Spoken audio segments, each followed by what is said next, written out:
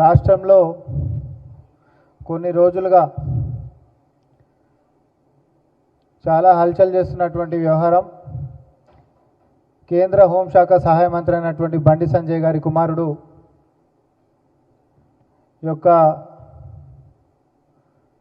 ఒక మైనర్ బాలిక పట్ల చేసినటువంటి ఉదంతానికి సంబంధించినటువంటి దాంట్లో నిన్న బండి సంజయ్ గారు హిందూ ఏక్తా ర్యాలీ అని చెప్పి మరి ఆయన దాని పట్ల స్పందిస్తూ ప్రజలను ఉద్దేశించి తప్పు చేస్తే తన కుమారుడైనా కూడా శిక్షించాల్సిందే ఎట్టి పరిస్థితిలో అని అనడం మనం విన్నాం. అయితే బండి సంజయ్ గారిని కాంగ్రెస్ పార్టీ నుంచి మేము డిమాండ్ చేస్తుంది ఒకటే, తప్పు చేస్తే ఎవరైనా శిక్షించాల్సిందే అని చెప్పేటటువంటి మీరు చిత్తశుద్ధి చూపించుకునేటటువంటి ప్రయత్నం చేస్తున్నటువంటి విషయానికి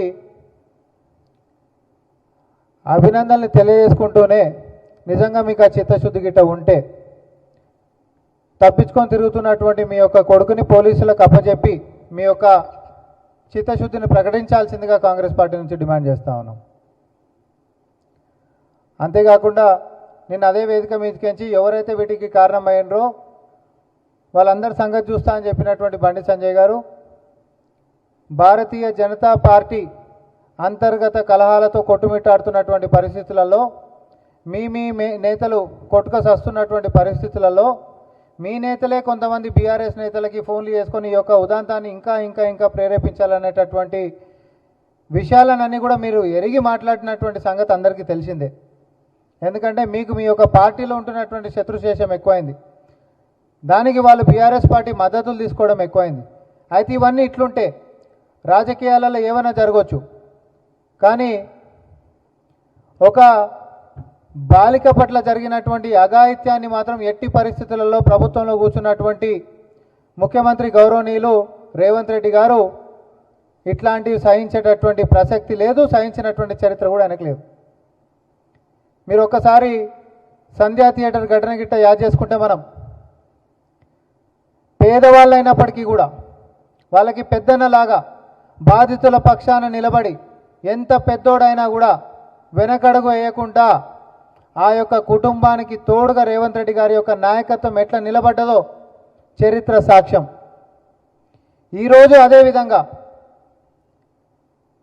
ఎంత పెద్దోడు కొడుకైనా ఎవరిని కూడా ఉపేక్షించేటటువంటి పరిస్థితే లేదు. బండి భగీరథ్ పైన వచ్చినటువంటి ఆరోపణలు ఏవైతే ఉన్నాయో అవి ఒకవేళ అవాస్తవాలే కనుక అయితే తప్పు చేయనప్పుడు భయపడకుండా పోలీసులకి సహకరించి ఫస్ట్ లొంగిపోయి ప్రజల ముందుకు పారదర్శకంగా జరుగుతున్నటువంటి విచారణకి మీరు సహకరించాల్సిందిగా మేము కోరుకుంటా ఉన్నాం. ఇది ఇట్లుంటే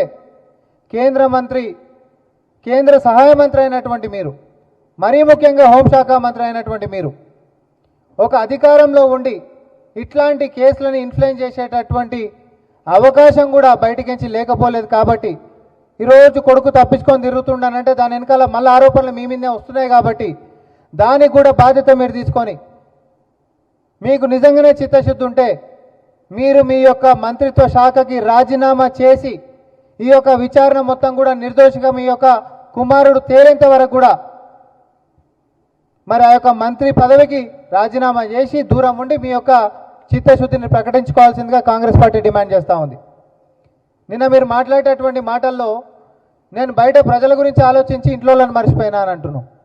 ఇది ఎంత హాస్యాస్పదంగా ఉందంటే నేను ఎడమ పక్క చూసుకుంటా కుడి పక్క మర్చిపోయినా, కిందికి చూసుకుంటా మీద మర్చిపోయినా, ముందుకు చూసుకుంటా వెనకాల మర్చిపోయినా, కాబట్టి ఏదో పొరపాటు దొరికింది అనేటటువంటి కప్పిపుచ్చే ధోరణి కూడా మీ యొక్క భాషలో కనిపించింది. ఒక బాధ్యతాయుతమైనటువంటి పదవిలో మీరు ఉన్నప్పుడు ఒక దేశంలో అందులో హోంశాఖ సహాయ మంత్రులకు ఉంటున్నటువంటి మీరు ఇట్లాంటి కారణాలు చెప్పినప్పుడు ఎంత పేలవంగా ఉంటున్నారో మీరు అర్థం చేసుకోలేరా? ఇంటి దీపాన్ని చక్కదిద్దుకోలేనటువంటి మీరు ఈరోజు దేశాన్ని ఉద్ధరిస్తారనంటే ప్రజలు ఎట్లా నమ్మాలి? నీ ఇంట్లో జరుగుతున్నటువంటి ఉదంతాన్ని కనిపెట్టుకోలేనటువంటి మీరు ఈరోజు రాష్ట్రంలో దేశంలో జరుగుతున్నటువంటి ఇన్ని ఘటనలు కూడా మీ యొక్క నాయకత్వ వైఫల్యం మళ్ళొకసారి కనిపిస్తూ ఉంది స్పష్టంగా. వీటన్నిటి కూడా బాధ్యత తీసుకొని మీరు ఇమీడియట్గా రాజీనామా చేయాల్సిందిగా కాంగ్రెస్ పార్టీ నుంచి డిమాండ్ చేస్తూ ఉన్నాం. అంతేకాదు తప్పించుకొని తిరుగుతున్నటువంటి మీ యొక్క కుమారుడైన బండి భగీరథ్ని పోలీసుల యొక్క విచారణకి ఇమీడియట్గా తీసుకొని వచ్చి మీరు చెప్పేటటువంటి చిత్తశుద్ధిని ప్రకటించుకోవాల్సిందిగా ఈరోజు తెలంగాణ ప్రజలు కోరుకుంటా ఉన్నారు. అదే డిమాండ్ని కాంగ్రెస్ పార్టీ ఈరోజు మేము ముందుకు పెడతా ఉన్నాం. మీ కొడుకుని తీసుకొచ్చి పోలీసుల విచారణకి ముందుకు తీసుకొని వస్తే మీరు మాట్లాడినటువంటి మాటలకు చిత్తశుద్ధి ఉన్నట్టు. మీ పదవికి రాజీనామా చేసి ఈ యొక్క విచారణకి సహకరిస్తే మీరు చట్టం పట్ల మీరు గౌరవాన్ని ప్రదర్శించినటువంటి వాళ్ళు అవుతారు. అంతే తప్ప బీజేపీలో ఉంటున్నటువంటి కొంతమంది నేతలు బీఆర్ఎస్ పార్టీ నేతలతోటి మీరు కలిసి బండి సంజయ్ గారు పడకుండా మీరు కలిసి మీరు సోషల్ మీడియాలలో మీ కుటుంబాలకు సంబంధించినటువంటి వ్యవహారాలని ఎవరు ప్రేరేపించరు ఎవరు ప్రేరేపించడం అవన్నీ మాకు సంబంధం లేని వ్యవహారాలు. తప్పు జరిగిందా లేదా అనేది వరకే మాకు లెక్క. చట్ట ప్రకారంగా తప్పు జరిగినప్పుడు చట్ట ప్రకారమైనటువంటి చర్యలకి ఈ యొక్క ప్రభుత్వం పూనుకుంటుంది. ఇదే రేవంత్ రెడ్డి గారి యొక్క నాయకత్వం, ఇదే రేవంత్ రెడ్డి గారి యొక్క ప్రభుత్వ బాధ్యత.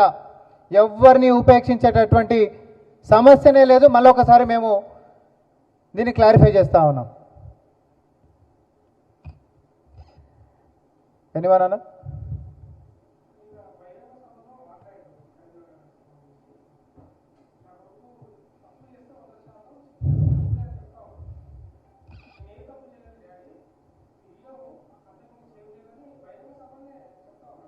ఇప్పుడు ఏ తప్పు చేయలేదు డాడీ, నేను ఖాళీ తిరిగినామో అన్నోడు పోలీసు వాళ్ళ ముంగడికి వచ్చి విచారణ ఎదుర్కోనికి భయం ఎందుకు?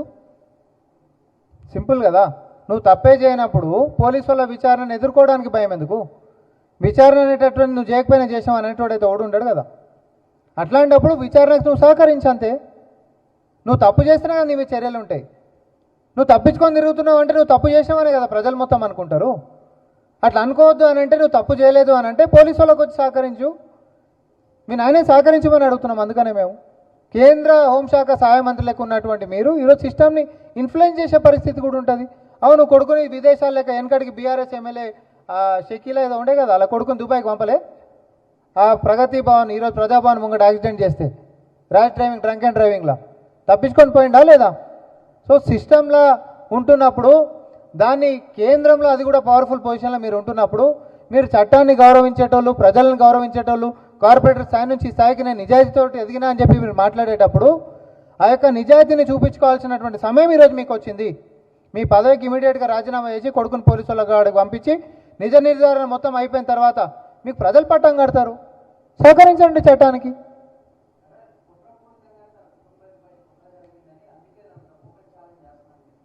నేను మళ్ళీ అదే అంటున్నా, కుట్ర చేసేటాడు కుట్ర చేస్తాడండి. నువ్వు విచారణ ఎదుర్కొని ఇదంతా కుట్ర అని చెప్పి జనాలకు చెప్పేసేయి.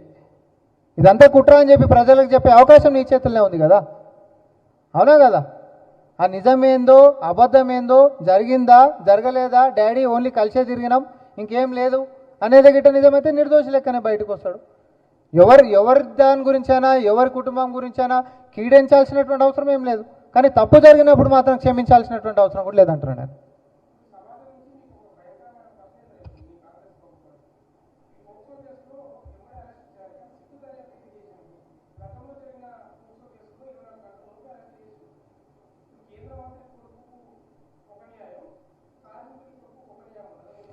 ఇప్పుడు మళ్ళీ కథ మొత్తం చెప్పినాక ప్రశ్న మొదటికి వచ్చినట్టుంది కథ. నేను అదే అంటున్నా, పేదోళ్ళ పక్షాన నిలబడి బాధితుల పక్షాన నిలబడ్డటువంటి చరిత్ర కానీ నిలబడేటటువంటి నాయకత్వం కానీ ముఖ్యమంత్రి రేవంత్ రెడ్డి గారిది. ఇది సంధ్యా థియేటర్ ఘటనలో కూడా చాలామంది సామాజిక మాధ్యమాల్లో అల్లు అర్జున్ అనేటటువంటి వ్యక్తి జోలికి పోవద్దు, పవర్ఫుల్, అది ఇండస్ట్రీ, మనం ఇన్ఫ్లుయెన్స్ చేస్తారు, రాజకీయంగా మెతగవుతారు, ఇంకోటి అంటే ఆ పేద కుటుంబం పక్షాన నిలబడ్డటువంటి నిజమైన నాయకుడు రేవంత్ రెడ్డి గారు. ఆ కుటుంబానికి ఈరోజు న్యాయం జరిగిందా లేదా? ఎట్టి పరిస్థితులలో బాధిత కుటుంబం పక్షాన నిలబడేటటువంటి పెద్దన్న పాత్ర ఈరోజు గౌరవనీయులు ముఖ్యమంత్రి వర్యులు రేవంత్ రెడ్డి గారు నిలబడుతుండ్రు. తప్పు జరిగినప్పుడు ఎంత పెద్దోని కూడా ఉపేక్షించమని చెప్పి మళ్ళీ ఇదే వేదిక మీదకించి నేను మళ్ళీ ఒకసారి కూడా చెప్తా ఉన్నా. ఎందుకంటే మీరు 2 సార్లు కూడా అడిగింది కదే. మా ప్రభుత్వం స్టాండ్ చాలా స్పష్టం. తప్పు జరిగినప్పుడు బాధితుల దిక్కు అండగా నిలబడుతుంది ప్రభుత్వం. తప్పు చేసినటువంటి వాడు ఎంత పెద్దోడని ఉపేక్షించదు మా ప్రభుత్వం.